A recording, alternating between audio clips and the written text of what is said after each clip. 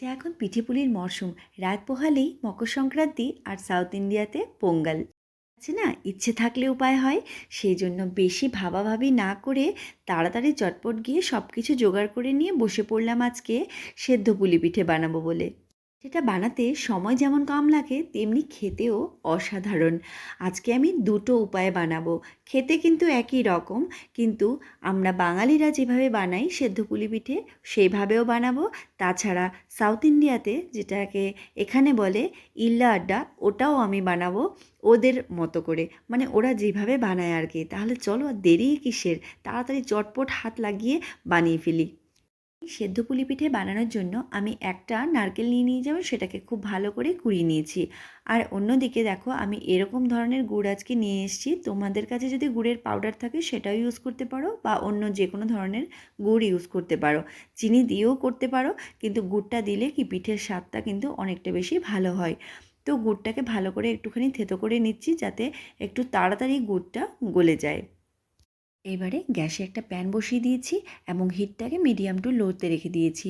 আর তারপরে তার মধ্যে দিয়ে দিচ্ছি যে নারকেলটা আমি কুড়িয়ে রেখেছিলাম সেটা।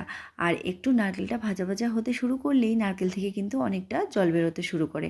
তো ওই জলটা যাতে উড়ে যায় ততক্ষণ পর্যন্ত আমরা নারকেলটাকে কিন্তু ভাজতে থাকবো। ঠিক এইভাবেই আমি যেভাবে তোমাদেরকে দেখাচ্ছি। তো খেয়াল রাখতে হবে আগুনটাকে কিন্তু মিডিয়াম টু লোতে রাখতে হবে, আর মাঝে মাঝে এইভাবে নেড়ে দিতে হবে, না হলে কিন্তু নারকেলটা পুড়ে যাওয়ার সম্ভাবনা থাকবে। এই পুরটা রেডি করার জন্য চাইলে কিন্তু তোমরা গুড়টা আগে গলিয়ে তারপর নারকেলটা দিয়েও কিন্তু করতে পারো, কিন্তু আমি আজকে এই প্রসেসে করছি। তোমরা দেখে নাও আমি কিভাবে করছি। আমি নারকেলটা দেখো হালকা ভেজে নিয়ে চারিদিকে ছড়িয়ে দিলাম, আর মাঝখানটা ফাঁকা করে সেখানে গুড়টা দিয়ে দিলাম। তো গুড়টা হালকা আছে কিন্তু আস্তে আস্তে করে গলে গেছে, আর নারকেলটাও দেখো পুড়ে কিন্তু যায়নি। তো এইভাবে দেখো আমি এবারে সব কিছু একসাথে করে মিশিয়ে নিচ্ছি। মিশিয়ে বেশ অনেকক্ষণ কিন্তু আমি এটার সাথে ভালো করে নাড়াচাড়া করতে থাকবো।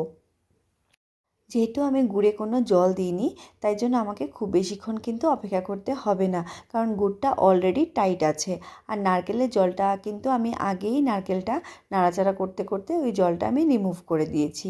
এবারে দেখো আমি এর মধ্যে দুটো এলাচ হালকা থেতো করে মিশিয়ে দিয়েছি। এলাচের গন্ধ কিন্তু এই নারকেলের পুরে অসাধারণ লাগে।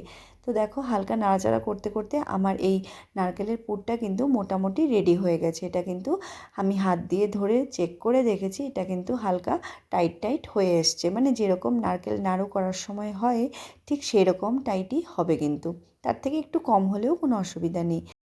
আমি একটা আলাদা পাত্রে ঠিক 1.5 কাপ মতো চালের গুঁড়ো নিয়ে নিচ্ছি।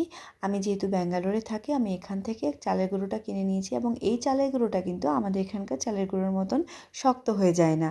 তো আমরা যেরকম আতপ চালের দিয়ে করে থাকি সেটা কিন্তু ঠান্ডা হলে শক্ত হয়ে যায়। সেই ক্ষেত্রে তোমরা একটু পরিমাণে ময়দা মেশাতে পারো, মানে 1 কাপ চালের গুঁড়োতে তোমরা 1/2 কাপ ময়দা মিশিয়ে করতে পারো, তাতে কিন্তু নরম থাকবে। কিন্তু আমি এখানে যেহেতু বানাচ্ছি এখানকার চালের গুঁড়োটা কিন্তু সেরকম শক্ত হয়ে যায় না বলে আমি আর ময়দা মেশাইনি।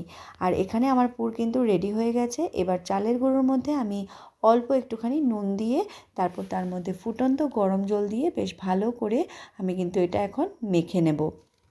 তো গরম জল দেওয়ার ফলে প্রচণ্ড যেহেতু গরম হয়ে গেছে, তাই একটা চামচ দিয়ে প্রথমে একটু নাড়াচাড়া করে মিশিয়ে নিচ্ছি, আর অল্প অল্প করে জল মেশাচ্ছি। আর এই মাখাটা কিন্তু রেডি করছি, যেরকম আমরা রুটি করার সময় করি ঠিক সেইভাবেই কিন্তু এই মাখাটাকে রেডি করে নিতে হবে। তো তোমরা দেখতে থাকো, আমি তোমাদেরকে দেখিয়ে দেব মাখাটা ঠিক কীরকম হবে আর কি। চালের গুঁড়োর মধ্যে আমি মিশিয়ে দিলাম 1 চামচ পরিমাণ ঘি।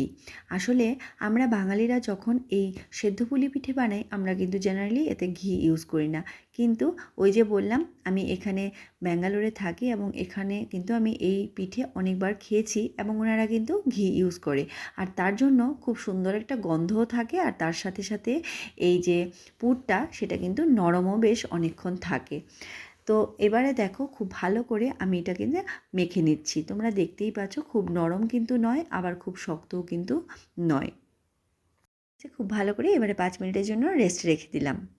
দেখো গ্যাসের ফ্লেমটাকে একদম লো করে একটা নেট বসিয়ে তার মধ্যে কিন্তু আমি এই কলা পাতাগুলো ছোটো ছোটো টুকরো করে কেটে রেখেছিলাম সেগুলোকে আমি হালকা হালকা করে আগুন দিয়ে নরম করে নিচ্ছি। তাতে কিন্তু ফোল্ড হয় খুব ভালো, এবং পাতাগুলো কিন্তু ভেঙে যায় না, নইলে কিন্তু পাতাগুলো মাঝখান থেকে ভেঙে গেলে এগুলো কিন্তু ভালো হবে না। তো সেই জন্য আমি এগুলোকে হালকা করে গরম করে নিচ্ছি। কেনার সময় যদিও কয়েকটা পাতা একটু ভাঙা ছিল, তো তাতে কোনো অসুবিধা নেই, আমি ওগুলো দিয়েই করে নেব, তোমরা দেখতে থাকো। তো সবগুলো পাতা একে একে কিন্তু আমি করে নিচ্ছি ঠিক এরকমভাবে। আসলে এটা যেটা করছি সেটা কিন্তু আমি সাউথ ইন্ডিয়ান যে রেসিপিটা বললাম তোমাদেরকে, ইল্লা আড্ডা, তো ওই রেসিপিটাই আমি করছি, ওনারা যেভাবে এই পুলি পিঠাটা করে থাকে আর কি। পাতাটাকে খুব ভালো করে নরম করে নেওয়ার পরে আমি দেখো এইভাবে বিছিয়ে নিয়েছি, আর ওখান থেকে ছোট ছোট গোল করে কেটে আঙ্গুলের মধ্যে অল্প খানিকটা জল লাগিয়ে লাগিয়ে আমি এটাকে স্প্রেড করে এইভাবে কিন্তু দিয়ে দিচ্ছি। গোল মতো শেপ করে দেব, এবং চতুর্দিকটা কিন্তু সমানভাবে যাতে স্প্রেড হয় সেটা একটু খেয়াল রাখতে হবে। আমার প্রথমে এক দুটো ঠিকঠাক হয়নি, কিন্তু পরের দিকে গুলো খুব ভালো হয়েছিল। তো দেখতে থাকো, আমি এই যে পুরটা রেডি করে রেখেছিলাম সেটা এবারে মাঝখানে এভাবে দিয়ে দেব। পুরটা দিয়ে দেওয়ার পরে এবারে পাতাটাকে সুন্দর করে ভাঁজ করে নেব। এমনভাবে ভাঁজ করব যেমন আমরা পুর বানাই, দুটো সাইড একসাথে আমরা জয়েন করে দিই, ঠিক এইভাবেই জয়েন হয়ে যাবে।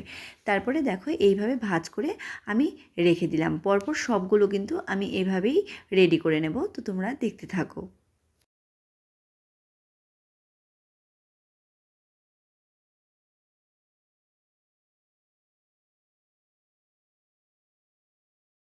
সাউথ ইন্ডিয়ান স্টাইলে ইল্লাড্ডা তো বানিয়ে নিলাম, এবার চলো বাঙালিরা আমরা যেভাবে সেদ্ধ পুলি পিঠে বানাই ঠিক সেভাবে কয়েকটা বানিয়ে নিই।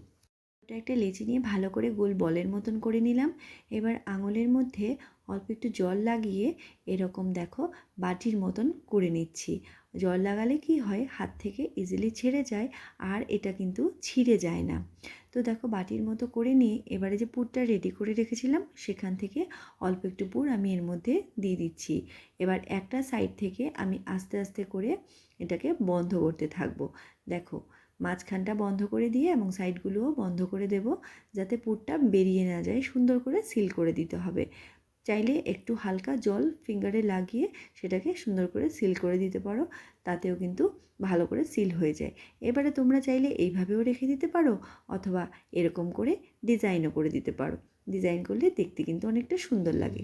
দেখো রেডি হয়ে গেল কত সুন্দর। দেখো কত সুন্দর লাগছে। এরকমভাবে আরও বেশ কয়েকটা আমি বানিয়ে নিচ্ছি। এবার এগুলোকে ভাপানোর পালা। ভাপানোর জন্য আমি একটা ইলেকট্রিক কুকার ইউজ করব। তোমাদের কাছে যদি ইলেকট্রিক কুকার না থাকে তাহলে কোনো অসুবিধা নেই, তোমরা কড়াইতেও করতে পারো। কড়াইয়ের মধ্যে অল্প জল দিয়ে তার উপরে একটা স্ট্যান্ড রেখে তার উপরে এরকম ছিদ্রযুক্ত যে কোনো পাত্র রেখে তার মধ্যে কিন্তু করতে পারো। তো দেখো প্রথমেই আমি ইল্লা আড্ডা যেটা রয়েছে সেটাকে ভাপিয়ে নেব, মানে যেটা সাউথ ইন্ডিয়ান রয়েছে যে রেসিপিটা সেটা আমি করে নিচ্ছি আগে। তো দেখো ভালো করে আমি এর মধ্যে কিন্তু করে নিচ্ছি। আমি খুব বেশি বানাইনি এগুলো, জানি না খেতে কীরকম হবে, প্রথমবার বানাচ্ছি, তাই জন্য অল্প করে এগুলো বানিয়ে নিয়েছি। তো চলো ভাপিয়ে নিই আগে, তারপর দেখা যাক কেমন হয়। 12 মিনিট খুব ভালো করে ভাপানো হয়ে গেছে। খুব ভালো করে কিন্তু এটা স্টিম হয়ে গেছে, দেখতেই পাচ্ছ পাতার রঙ কীরকম করে চেঞ্জ হয়ে গেছে, মানে ভেতর থেকেও খুব ভালো করে সেদ্ধ হয়ে গেছে। এবারে আমি এগুলোকে একটা প্লেটের মধ্যে তুলে রাখছি। এগুলো তোলা হয়ে গেলে এবারে যে বাকি পিঠেগুলো বানিয়ে রেখেছি সেগুলো এবার ভাপিয়ে নেব। দেখো সুন্দর করে আমি কিন্তু একটার পর একটা সুন্দর করে সাজিয়ে আমি এখানে রেখে দিচ্ছি যাতে ভেঙে না যায়। এই পিঠেগুলো হয়ে যাওয়ার পরে ভেতরে যে নারকেলের পুরটা থাকে সেটা এতটাই জুসি হয়ে যায়, খেতে অসাধারণ লাগে। তো যাকে চলো আমি সাজিয়ে নিয়েছি, আর আমার তর সইছে না, তাড়াতাড়ি করে ঢাকনা বন্ধ করে এবারে ভাপিয়ে নিলাম। এবার দেখো ভাপানো হয়ে গেছে। বাকি আরও কয়েকটা পিঠে আছে সেগুলোকেও ভাপিয়ে নেব। ততক্ষণ তোমাদেরকে আমি দেখাই, দেখো সুন্দর করে সাজিয়ে নিয়েছি প্লেটের মধ্যে। কেমন লাগছে তোমরাই বলো। আর খেতে কিন্তু অসাধারণ। যারা তোমরা খেয়েছো তারা তো জানোই, আর যারা খাওনি তারা অবশ্যই একবার বানিয়ে খেয়ে দেখো।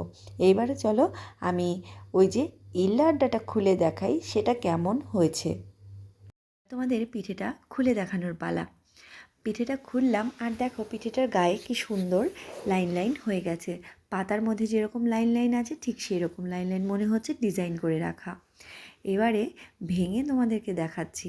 দেখো নারকেলের পুরটা পুরো জুসি হয়ে গেছে, আর এটা কিন্তু খেতে অসাধারণ। তাই ভাপানোর ফলে এটার মধ্যে কিন্তু সুন্দর একটা গন্ধ এসেছে, তার জন্য কিন্তু পিঠেটা খেতে অসাধারণ লাগছে। আর সেদ্ধ পুলি পিঠে খেতে যারা ভালোবাসো তারা তো জানোই, আর যারা এখনও পর্যন্ত খাওনি প্লিজ একবার হলেও বানিয়ে খেয়ে দেখো। ভাপানোর পরে ভেতরের পুরটা এতটাই জুসি হয়ে যায়, এক একটা বাইট মনে হচ্ছে কি খাচ্ছি, মানে এত টেস্টি। তোমরা প্লিজ একবার বানিয়ে খেয়ে দেখো, তারপরে বলো। আর আজকের পিঠে রেসিপি তোমাদের কেমন লাগলো অবশ্যই জানিও, ভালো লাগলে লাইক কমেন্ট শেয়ার করে দিও, সঙ্গে থেকো, ভালোবেসো।